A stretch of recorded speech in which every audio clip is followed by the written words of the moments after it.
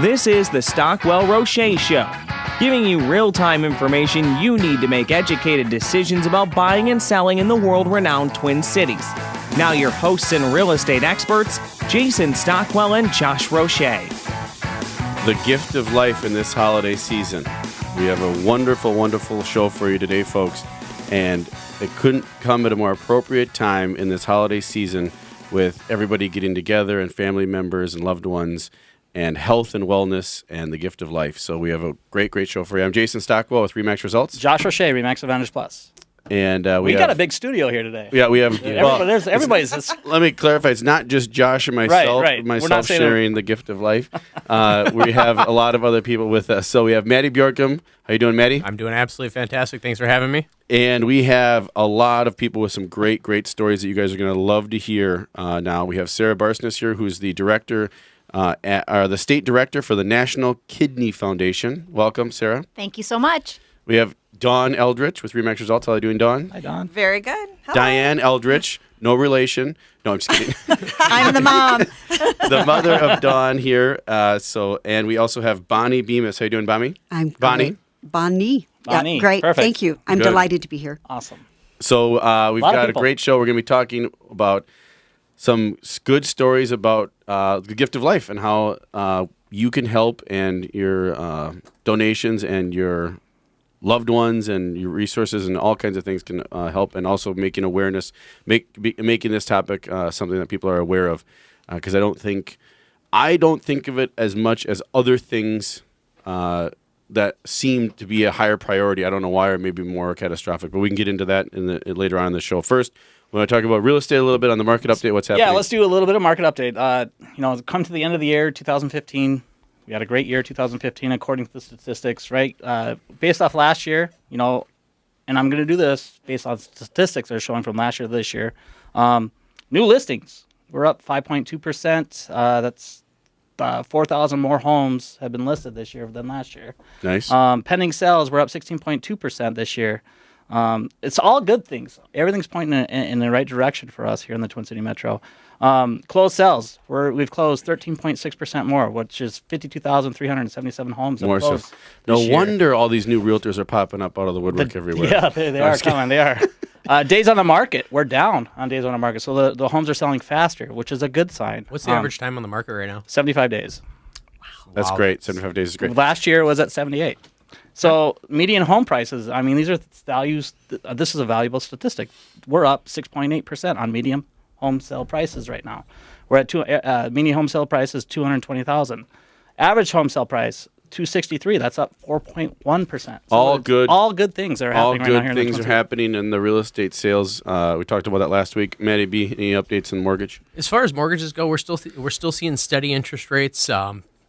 As the year kind of slows down and people start planning out what's going to happen next year, I would do what we've talked about in the past, which is get on a plan. If you're thinking about making a move in the upcoming year, get with Jason and Josh and myself so that we can help put together the plan that's going to help you be able to take advantage of the rates, find the right house, find the right price, and really make the move something that's going to be beneficial and long-lasting for you. Yeah, if things are a little slower, if you're a little lethargic from the holidays, or you're a little slower at work, or you got some time off and you're tooling around on the internet, go to tcrealestatehour.com, tcrealestatehour.com. Click on the home evaluation tab.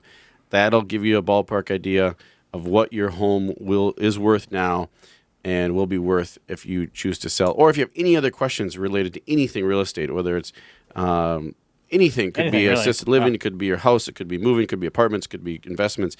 Call us or email us on that site. You'll find our number there, 651-400-0773. And now we want to shift gears and talk about the gift of life and how that has touched so many people, and what the National Kidney Foundation does and how they work, and some stories that are very close to home for the people in studio here. So, Sarah Barsness, welcome again. If you could just give us a little bit of background on yourself, what you do, and what your organization does, and then we can go from there. Wonderful. Thank you so much, Jason. The National Kidney Foundation is the nation's leading organization dedicated to the awareness, prevention, and treatment of kidney disease. So we work across the country and here in Minnesota at making people aware of kidney disease, preventing it, because most people's kidneys fail due to diabetes and high blood pressure, and then supporting people that have kidney disease, offering a patient assistance hotline, offering mentoring, offering opportunities for people to come together and share their experiences. So awesome. That's wonderful. So quick question. It's been a long time since I was in college. Maybe it's high school for anatomy. Been a long time. Just to say, we're going all the way back to anatomy class right now. You have 2 kidneys. Yes, Right? most people are born with 2 kidneys. They're in the lower part of your back. They're the size of your fist, and they're incredibly important. They filter all the toxins out of your body. They produce all the waste. So when you think about going to the bathroom, that's what your kidneys do. Your That's kidneys their are job. doing that. Okay. So if something's not right when you're in the bathroom, I don't mean to. Yeah. Go I mean, ahead. Go ahead. If your pee is a funny color, it Yeah. may be a sign that there's something wrong, and you should see Absolutely. your doctor. Really? Okay. The kidneys also regulate your blood pressure. So if your blood pressure is high, there's something wrong with your kidneys too. The kidneys are producing the hormones that keep your body healthy. They're keeping your calcium in check. So they're 2 powerful, tiny little organs that are working really hard to keep you healthy. Yeah, that's great. Maybe that's why maybe that's kidneys. Like people say, they had their kidney. You just don't think of it as a major epidemic. Not like I hear of Alzheimer's and hear of other things, and I'm thinking, oh wow, that's your brain. You have one of them, and it's a big deal. Kidneys are kind of like kidneys, right? But very very vital, and the perception of the public, in my opinion, that I've seen is that it's kind of an easier deal, seems like, to deal with a kidney problem, but I guess it's not. Maybe we should get Bonnie and Dawn and Diane's take on some of that, because that's not the case, right? No, and the one thing about kidney disease is there are signs. However, sometimes the signs are slow, so you don't recognize it right away. It may not be something immediate. You just might start feeling tired and more tired. And then as the kidneys fail further, with my own father, he had a kidney transplant. And he had no idea that he had kidney disease. He's in great shape, works out all the time. He went to a doctor and had a scope done, and we think that that's how.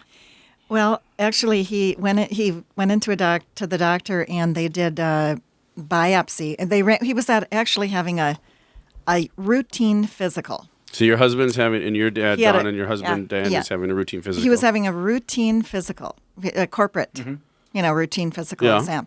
And the 2 of the factors came up with urinalysis that said, whoa, you've got protein in your urine and creatinine. There's something going on here. And they said, because of insurance purposes, they said, the next step is we'll do some more tests, but you're going to have a biopsy.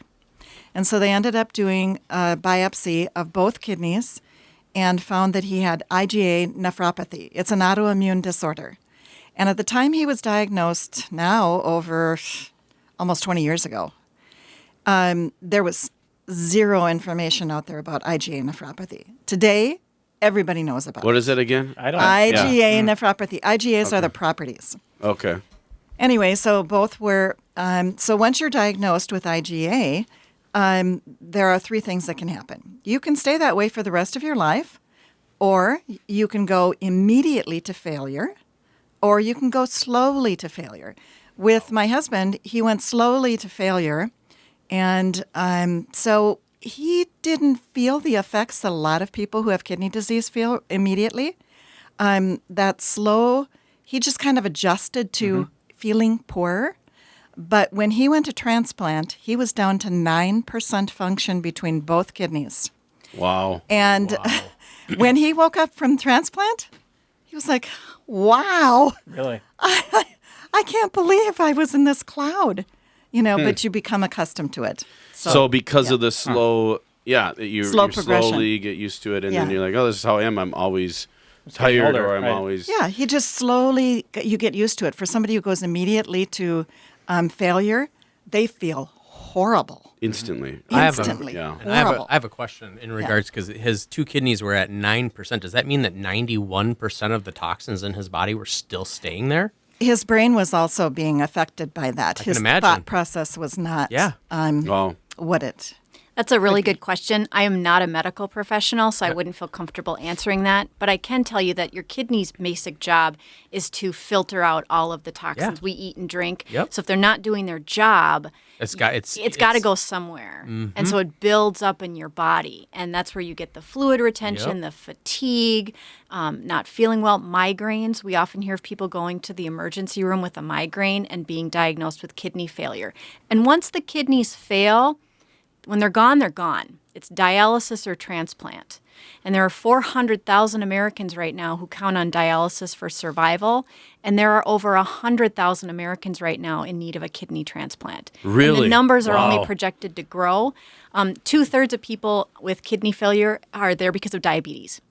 And the CDC predicts that by 2050, 1 in 3 Americans is going to be diabetic. So we are right on the verge of an epidemic here. That is. And then one thing Holy to cow. interject right at that point is that you only need 1 kidney.